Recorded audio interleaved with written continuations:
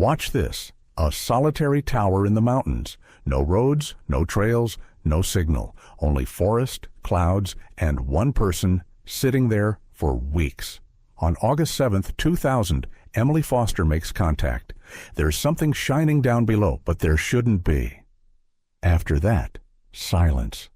2 hours later, she is found not at her post. Everything is neat. The camera, food, jacket. Only she, gone. The dogs lose her trail at 100 meters. The tower's compass trembles. The window covered in frost, even though it's 15 degrees Celsius. And a week later, the radio emits a whisper, then an old song, and then a voice. It's cold here. Help. Now think, why does an experienced ranger who knows the area leave without a radio or backpack? What did she see down below right before contact was lost? And why is every clue found not where they look, but somewhere it shouldn't be? Olympic National Park, Washington State, in 2000 was a place where nature set the rules.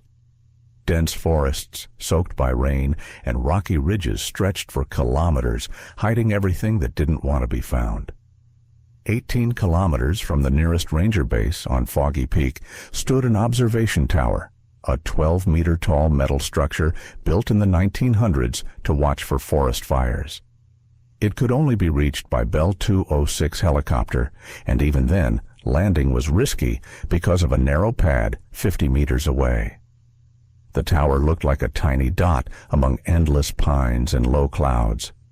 In the summer of 2000, temperatures rarely rose above 15 degrees Celsius, and the humidity made the air feel sticky. The nearest hiking trail was 10 kilometers away, and even radio contact was often lost because of the cliffs. Locals from the town of Port Angeles, 60 kilometers away, spoke of the peak with caution.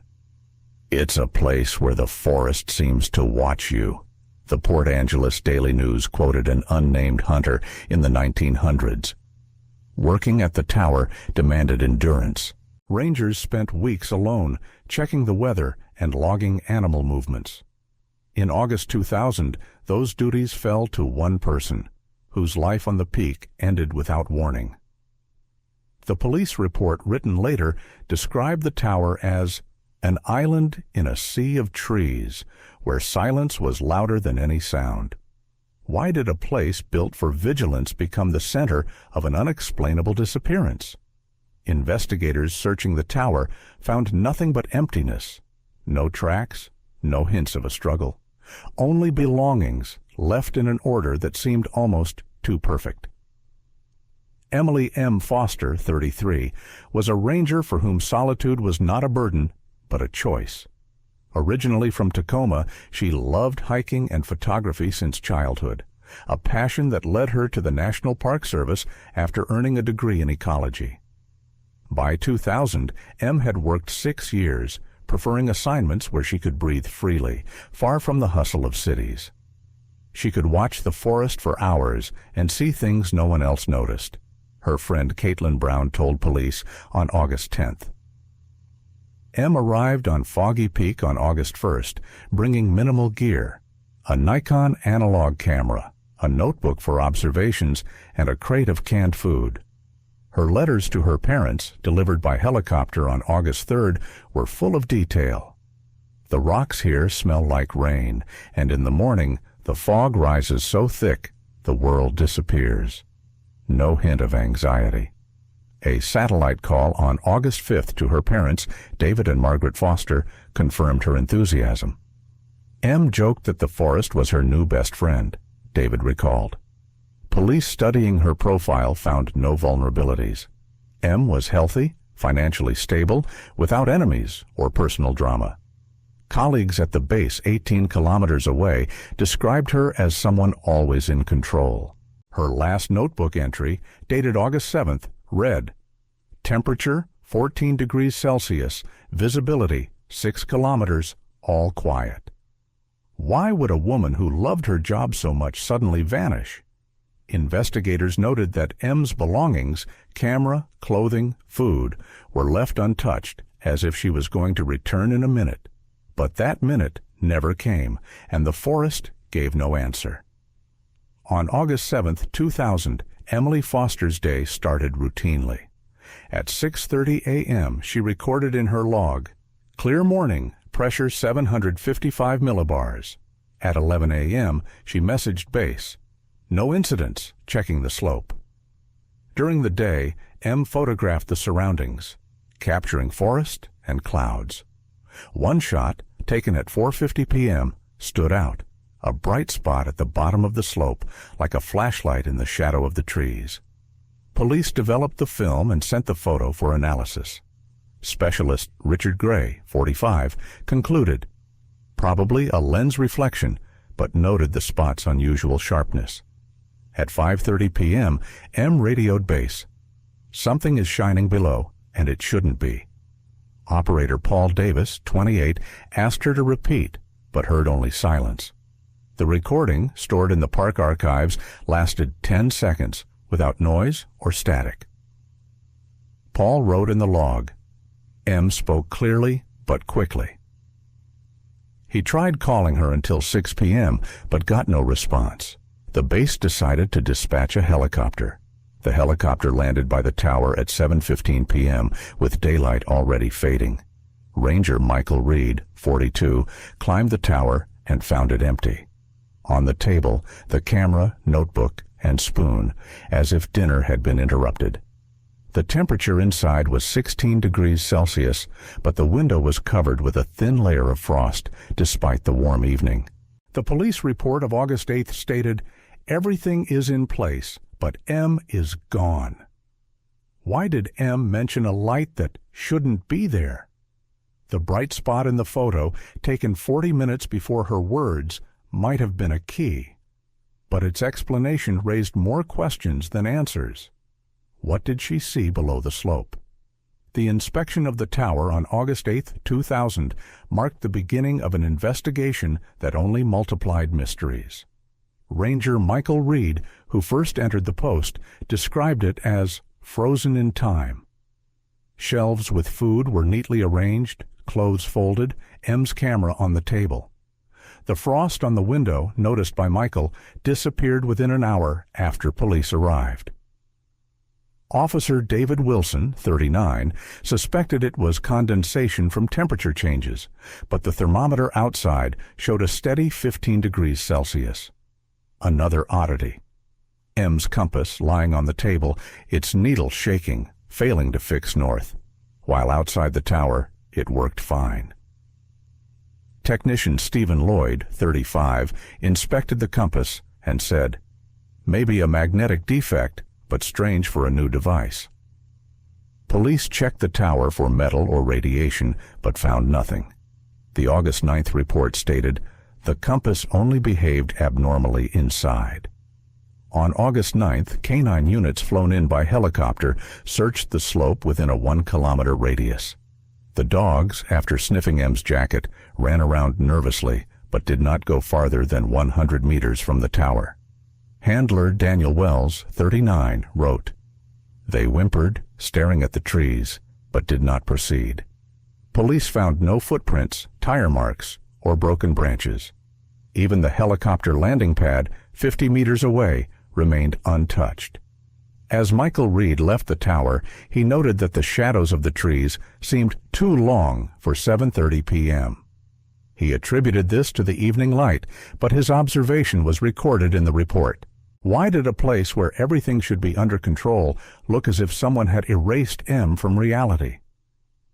Olympic National Park is not only forests, but also a scattering of lakes hidden among the hills. 2 kilometers from the Foggy Peak Tower lay a small lake, about 300 meters across, surrounded by pines and rocks. In August 2000, rangers searching the area after Emily Foster's disappearance paid special attention to it. On the evening of August 9th, under clear skies and a temperature of 13 degrees Celsius, the lake did not reflect the stars, even though the moon and clouds were visible on its surface. Ranger Michael Reed, 42, wrote in his report, "The water is like black glass. The stars are gone." Police arrived on August 10th to investigate. Officer David Wilson, 39, confirmed the observation, but attributed it to haze or water pollution. He measured the lake's depth, 4 meters, no anomalies. A chemical analysis done a week later in a Seattle lab showed a normal composition, some silt, no toxins. The park's meteorologist, 50-year-old Robert King, explained the lack of reflection as a rare angle of light related to the moon's position. His report of August 12th read, "It happens in the mountains." Locals from Port Angeles, interviewed by the Port Angeles Daily News, didn't know the lake by name. But one fisherman, 62-year-old Henry Thompson, said, "That water is always murky there, like it doesn't want to show the sky."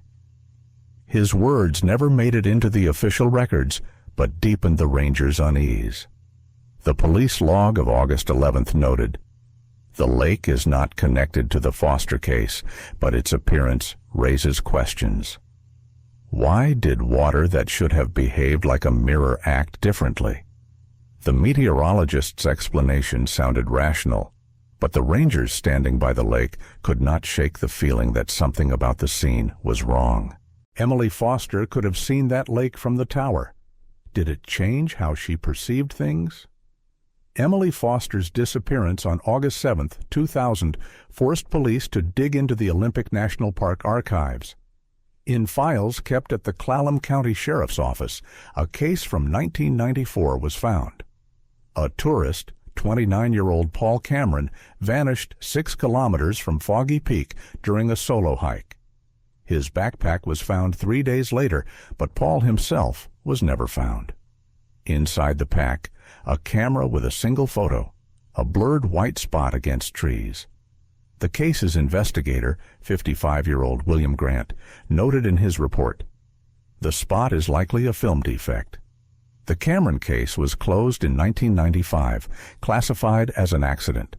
No signs of violence or evidence were found, and searches over a 10-kilometer radius turned up nothing. Paul's parents, interviewed in 2000 as part of the Foster case, confirmed he was an experienced outdoorsman, not prone to risks. He knew the forest like his own home, his father, John Cameron, told police. Paul's camera, kept in the archive, was reviewed again, but no new conclusions were drawn. Police in 2000 did not directly link M's disappearance to the 1994 case. A 6-kilometer distance and years apart prevented a direct connection. However, Detective Linda Hayes, 41, leading the investigation, noted in her August 13th report, "Both cases share a lack of tracks." Park archives mentioned no other disappearances near Foggy Peak, but their sparseness was troubling. The sheriff's log recorded, "Old cases don't give answers." Why does a person disappear, leaving only one strange detail behind? Cameron's spot in the photo, like the absence of M's tracks, seemed like coincidence, but their similarity lingered in the minds of investigators. Could Foggy Peak be hiding something the archives don't speak of? The radio left by Emily Foster in the tower became another mystery. On August 10th, 2000, during the second inspection, 36-year-old ranger James Cook turned it on to check the batteries. Instead of the usual static, he heard fragments of a song, a melody from the 1900s, later identified as "Raindrops Keep Fallin' on My Head," performed by B.J. Thomas. The song lasted 15 seconds, then faded into silence. James wrote in his report, "The sound was clear, like from a record, but no one was transmitting." Police took the radio to Seattle for analysis. Edward Bailey, 40, a technician, examined the device and found no faults. He suggested that the tower picked up a pirate radio signal, though the nearest transmitter tower was 50 kilometers away, out of range. Frequency checks, conducted on August 14th, showed no station in Washington state was playing that song on that day. Edwards' report stated, most likely a random intercept of an old recording. Rangers at the base, 18 kilometers away, confirmed their radios never picked up anything similar. Operator Paul Davis, who had received M's last broadcast, told police, "Our equipment is old, but it doesn't glitch like that." The song, played in the empty tower, had no obvious link to the case, yet its appearance was unsettling. The police log from August 15th noted, "The source of the signal is unknown." Why did a radio, expected to be silent, begin to play a melody from the past? The technical explanation sounded plausible, but with no radio stations in range, the investigators began to wonder. Was it just coincidence, or did the tower pick up something that shouldn't exist? Within a 500-meter radius of the Foggy Peak Tower, the forest was dense but passable, with narrow trails beaten down by rangers over the years. On August 11, 2000, a search team combing the area came across one such path, leading toward a clearing 400 meters from the tower. Ranger James Cook, 36, was first on the trail, but after 10 minutes realized he had returned to the trail's start, never reaching the clearing. He tried again, marking his way with stones, but 15 minutes later found himself back at the tower. James's report, dated August 12th, stated, "The path seemed to loop endlessly." Police arrived on August 13th to investigate. Officer David Wilson, 39, walked the path with a compass and rope, measuring every step. The trail measured 420 meters, but always returned to the tower, even though it ran straight. Park maps checked at the Clallam County Sheriff's Office showed the path as straightforward, with no loops. Surveyor Mark Henderson, 47, called in on August 14th, explained it as disorientation caused by thick forest and searchers' fatigue. His report read, "It's easy to get turned around in places like this." Rangers who had previously worked on Foggy Peak never mentioned any oddities with the trails. Former Ranger Larry Burns, 60, told police, "It's simple. You walk straight and come out at the clearing." His words only deepened the confusion. The police log from August 15th recorded, "The trail has no logical deviations, but the searcher's experience is inexplicable." Why did the path, which seemed straight, lead nowhere? The surveyor's explanation seemed reasonable, but with accurate maps and compasses working flawlessly, doubt crept in. Could Emily Foster have encountered this very trail before she vanished? On the tower table where Emily Foster disappeared, police found a barometer, a standard ranger instrument for tracking atmospheric pressure. On August 9th, 2000, it showed 600 millibars, contradicting clear weather, and the 745 millibars logged at the base 18 kilometers away. Technician Stephen Lloyd, 35, took the barometer to Seattle for analysis. To his surprise, in the lab, the device still read 600 millibars, even while the actual pressure was a normal 750. Stephen's report from August 16th stated, "It's not broken, but I can't explain why it's so wrong." Police requested readings from the Port Angeles weather station 60 kilometers away. Between August 7th and 9th, regional pressure never dipped below 740 millibars, ruling out weather anomalies. Stevens suggested the barometer may have been damaged by moisture, though the tower was dry and the device was new and checked before the season. The manufacturer, Oregon Scientific, confirmed such faults are rare, but possible due to a factory defect.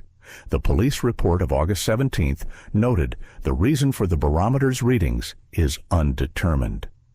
Rangers at the base, interviewed by police, said M logged pressure daily, and up to August 7th all readings were normal, 755 millibars on the last day. No indication of a malfunction. Detective Linda Hayes, 41, wrote in her report, "The barometer isn't evidence, but its behavior is concerning." Why did an instrument designed for accuracy display pressure so detached from reality?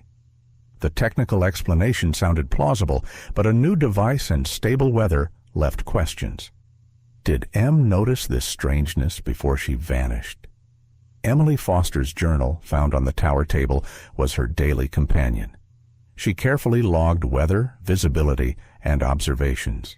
The last entry, dated August 7, 2000, read 14 degrees Celsius, visibility 6 kilometers, all quiet. But on the next page, police discovered a note written in a different hand, uneven, with heavy pressure. It's there, below. The phrase, unlike M's usual style, came as a shock. An analysis in Seattle on August 18th confirmed the ink matched her pen, but the handwriting was not hers. Detective Linda Hayes, leading the case, suggested M could have written the note hurriedly or under stress, which might explain the changed handwriting. Psychologist Edwin Clark, 52, consulting police, noted that solitude in a tower sometimes causes anxiety, especially for rangers spending weeks in isolation. He said, M may have seen something that frightened her and written it in a panic. M's parents, David and Margaret, disagreed, insisting their daughter was balanced and not prone to fear.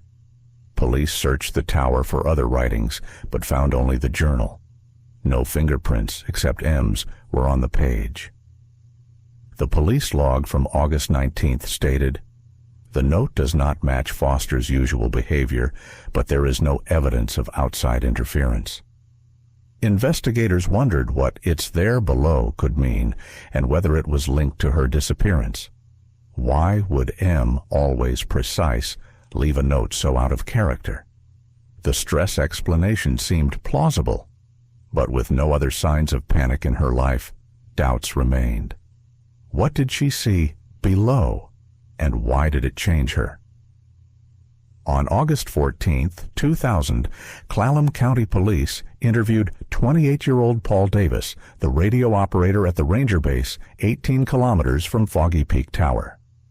Paul, who had received Emily Foster's last transmission on August 7th, "There's something shining below, but there shouldn't be," looked shaken.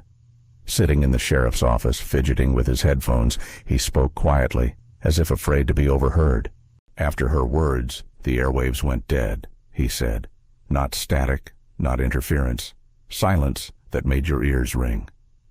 Paul said that later, while checking frequencies, he heard something strange. Like a whisper, but no words could be made out. He dismissed it as fatigue, but a day later, the radio at the tower played a 1900 song, "Raindrops Keep Fallin'," with no source. "I know it sounds crazy, but it's like the forest is eavesdropping," Paul said. He remembered M's note found in the journal. "It's there, below." Maybe she heard it too, he asked, looking down. He mentioned the lake 2 kilometers from the tower, talked about by rangers. "The water there doesn't reflect the stars, and it creeps me out." His words, recorded in the transcript, did not make it into the official report. Detective Linda Hayes, 41, noted that Paul was overworked and too impressionable. But in Port Angeles, 60 kilometers away, rumors about Foggy Peak grew. Local fisherman Henry Thompson, 62, said, "It's not just a forest there, something is watching." For the viewer listening to Paul, a chill sets in. What if M heard that whisper before she vanished? Foggy Peak waits, and its silence is louder than any words. A kilometer from the Foggy Peak Tower, the forest thinned out, revealing a rocky clearing covered with small boulders. On August 12, 2000, the search team inspecting the area discovered something odd. Stones, ranging from 20 to 50 centimeters in size, laid out in a straight line 15 meters long, pointing northeast. Ranger James Cook, 36, noted in his report, "The stones are arranged as if someone placed them, but there are no tracks." The clearing, he said, appeared untouched. No trampled grass or footprints. Police arriving on August 14th photographed and measured the line, 15.2 meters long, 47 stones, each spaced about 30 centimeters apart. Officer David Wilson, 39, suggested it could have been a prank by local teens, although the nearest hiking trail was 10 kilometers away, and the helicopter landing pad, 50 meters off, had not been used by outsiders. Surveyor Mark Henderson, 47, who examined the site on August 15th, said, Perhaps an old ranger landmark, just no one remembers it. But park maps and archives contain no mention of such markers. Former ranger Larry Burns, 60, interviewed by police, confirmed the clearing had always been chaotic, with no patterns. "Stones just lie there. Nobody arranges them," he said. The police log from August 16th recorded, "Origin of the line is unclear. No connection to Foster case." A local from Port Angeles, 55-year-old Tom Kelly, told the Port Angeles Daily News, "It feels like someone left a marker out there, but for whom? Why did stones that lay scattered for years suddenly form a line?" The explanation, a joke or forgotten landmark, sounded plausible, but the absence of tracks and the remoteness of the place raised questions. Did Emily Foster notice this line from the tower? During the inspection of the Foggy Peak Tower on August 10, 2000, 42-year-old ranger Michael Reed noticed a sharp odor, reminiscent of burnt rubber. The smell was strong inside the tower, but faded on the stairway 12 meters below. Michael wrote in his report, "Inside it stinks, as if something had melted, but nothing burned." Police arrived the next day and did not notice any odor, but Officer David Wilson, 39, noted that the air in the tower felt heavy. Detective Linda Hayes, 41, leading the case, ordered an air analysis. A sample taken on August 14th showed a normal composition, 78% nitrogen, 21% oxygen, no chemicals or traces of smoke. A Seattle lab that ran the test ruled out fuel or plastic leaks. Technician Edward Bailey, 40, suggested Michael might have caught a scent from old equipment, such as overheated wiring.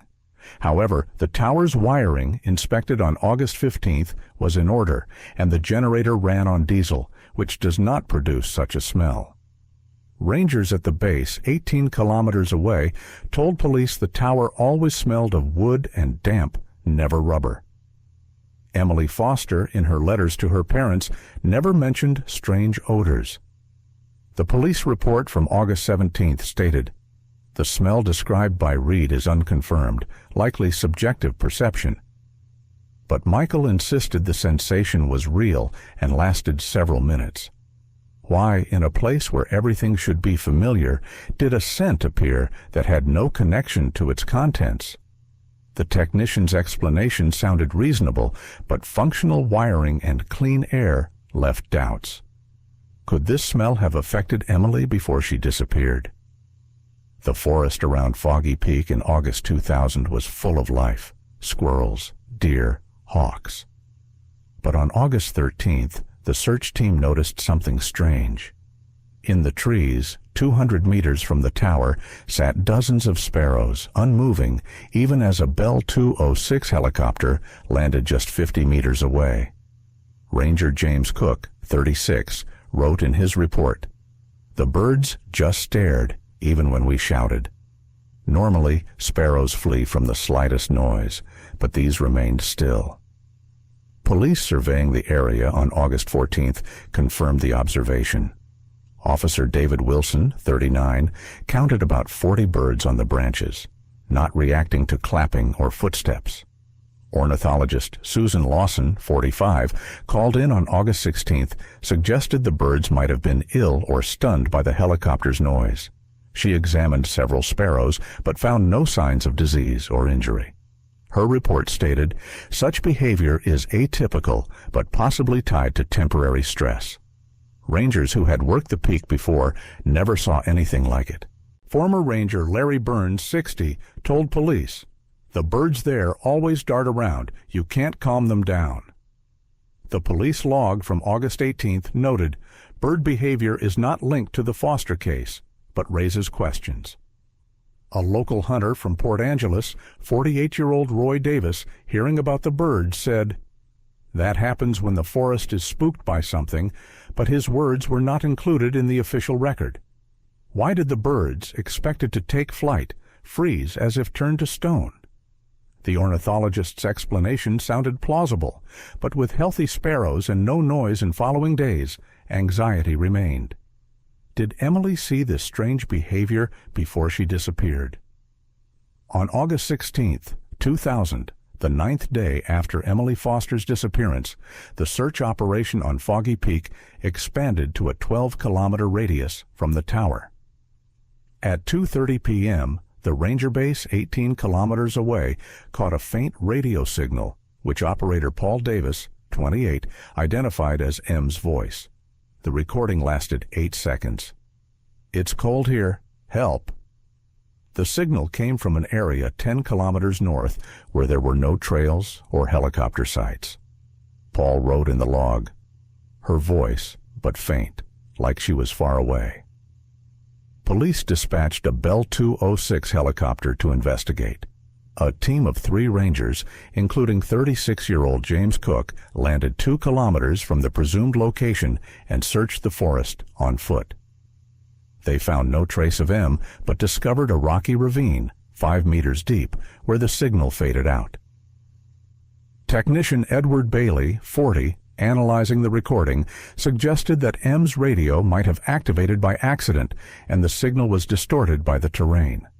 His report from August 17th stated, "A transmitter malfunction likely caused a false signal."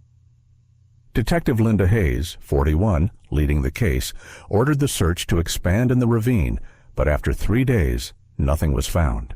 M's parents, David and Margaret, listened to the recording and agreed the voice sounded like hers, but said it was too tired.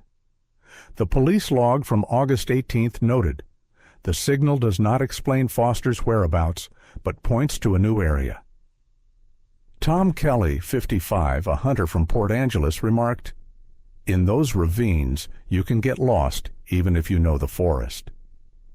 Why did M's voice sound so far from the tower? The explanation of radio malfunction sounded reasonable, but the exact match to her voice and lack of any tracks in the ravine kept investigators questioning.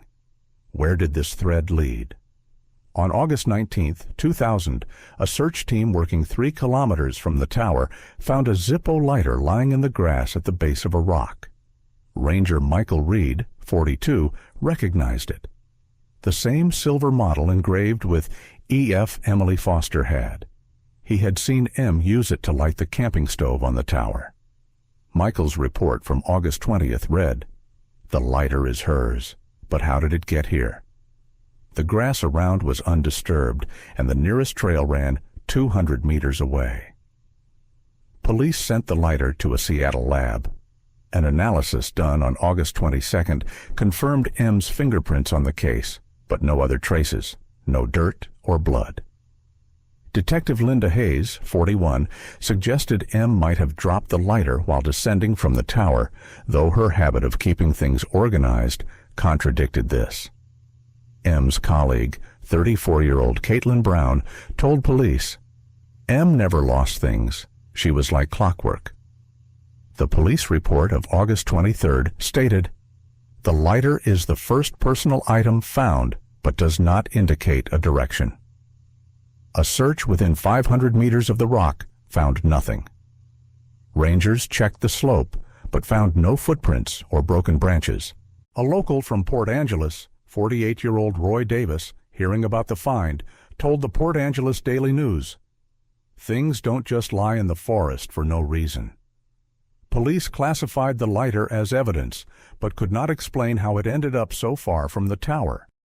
Why was M's lighter lying in the grass, as if someone had carefully placed it there?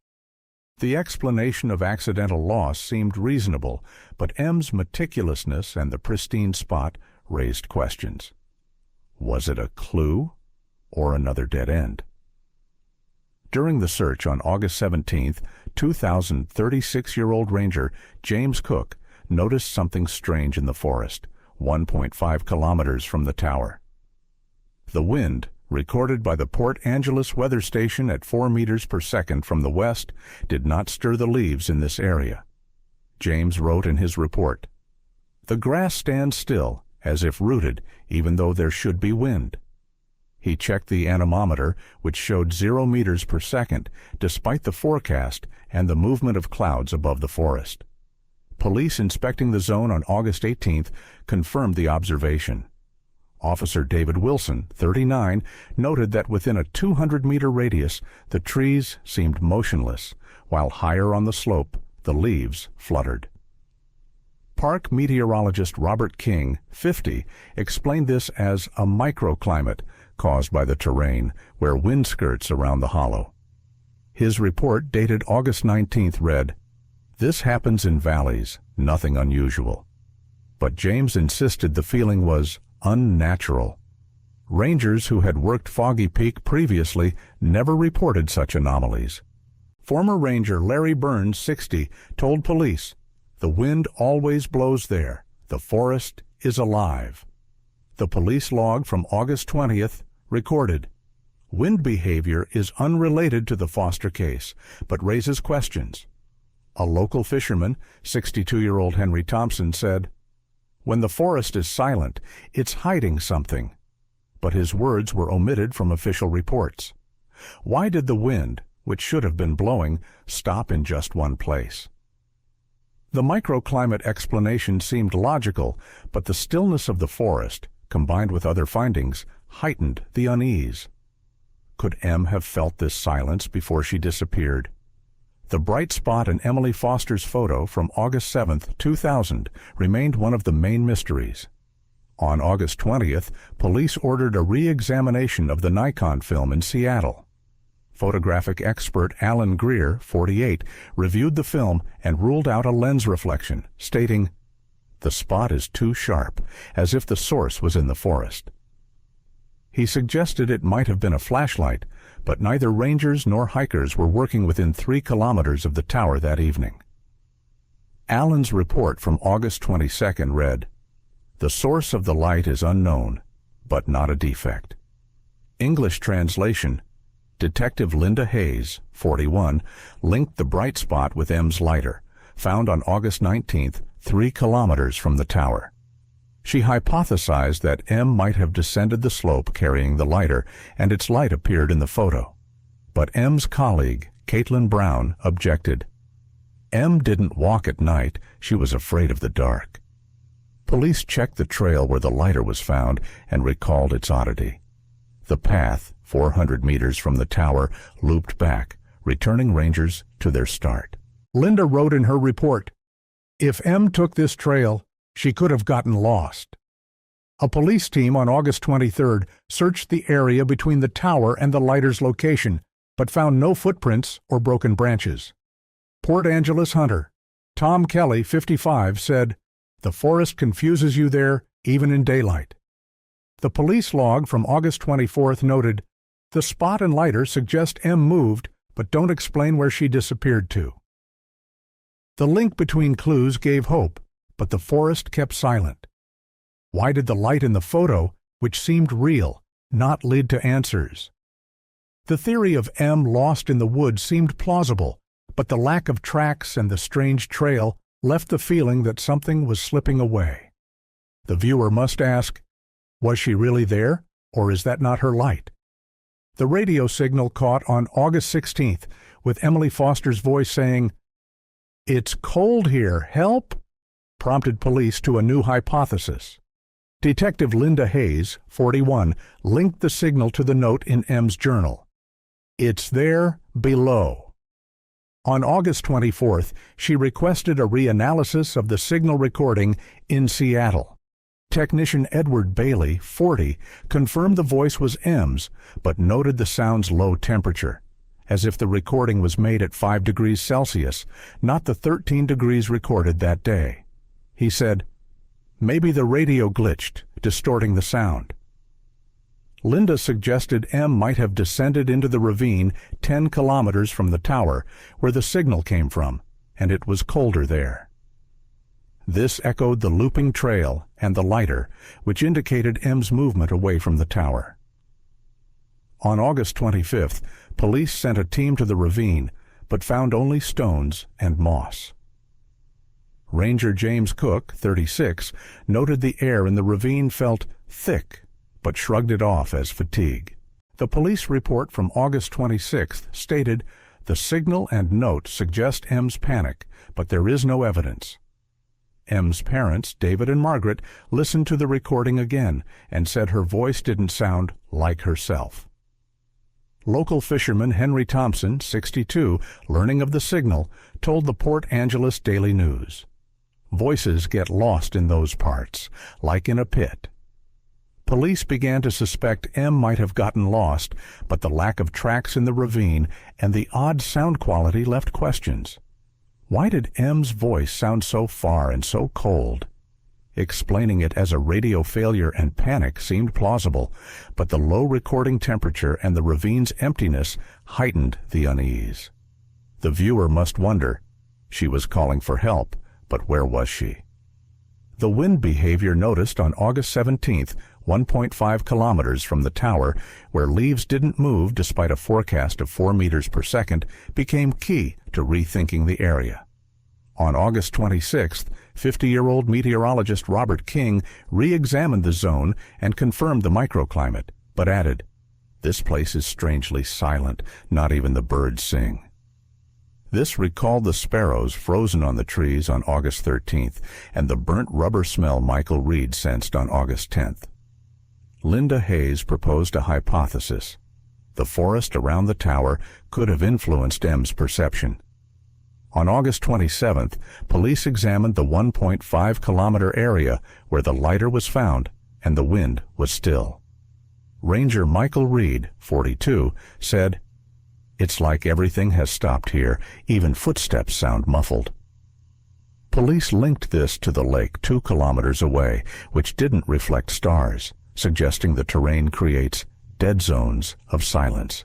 Psychologist Edwin Clark, 52, said, "Solitude and silence could have driven M to stress, like in her note."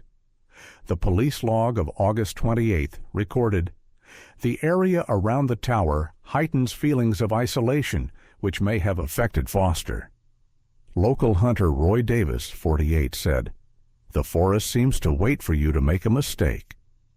Police began leaning toward the theory that M, overwhelmed by the strange atmosphere, left the tower and got lost, but the lack of tracks and body kept the case open. Why did the forest seem so still and silent? The microclimate and stress explanation sounded reasonable, but the connection between birds, wind, and smell created a feeling that Foggy Peak was not just a forest. The viewer should feel, "This place is creepy by itself." On September 2nd, 2000, almost a month after Emily Foster's disappearance, a search team found her body in a ravine 10 kilometers north of Foggy Peak Tower, precisely where the radio signal with her voice came from on August 16th. "It's cold here. Help." The body lay at the base of a cliff, 5 meters from the rocky bottom of the ravine, with no visible signs of violence. Ranger James Cook, 36, who found M first, wrote in the report, "She looked like she simply lay down to rest." Nearby were no backpack or radio, only her Zippo lighter, previously found 3 kilometers away, hinting at a connection to the tower. Clallam County Police conducted an autopsy on September 4th. Pathologist Catherine Lewis, 53, concluded that M died of hypothermia. The temperature in the ravine on the night of August 7th could have dropped to 5 degrees Celsius, matching the cold voice in the radio recording. Detective Linda Hayes, 41, compiled the evidence in a final report. The bright spot in the photo M took on August 7th and the lighter found 3 kilometers away indicated she had descended from the tower, possibly following the looping trail 400 meters away that rangers reported. The note, "It's there, below," and the radio signal hinted at panic caused by loneliness and the forest's strange atmosphere. The still wind, frozen birds, the burnt rubber smell, and the lake that didn't reflect the stars. Linda wrote, "M got lost her bearings, and froze in the ravine." The clues formed a tragic picture. The compass trembling in the tower and the barometer showing 600 millibars were explained as equipment faults, which intensified M's disorientation. The 1900 song on the radio was a faulty transmission, and the frost on the window was condensation from her breath on a cold evening.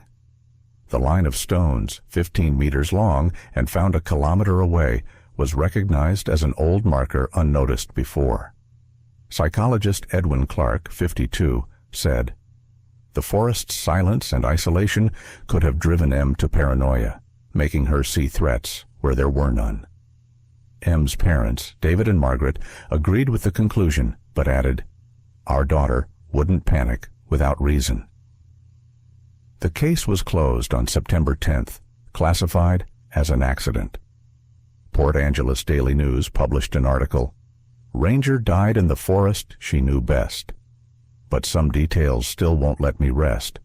Why did M, an experienced ranger, leave at night without gear? How did she cover 10 kilometers with no tracks on a looping trail? Why was the ravine where her body was found empty when it was searched on August 16th?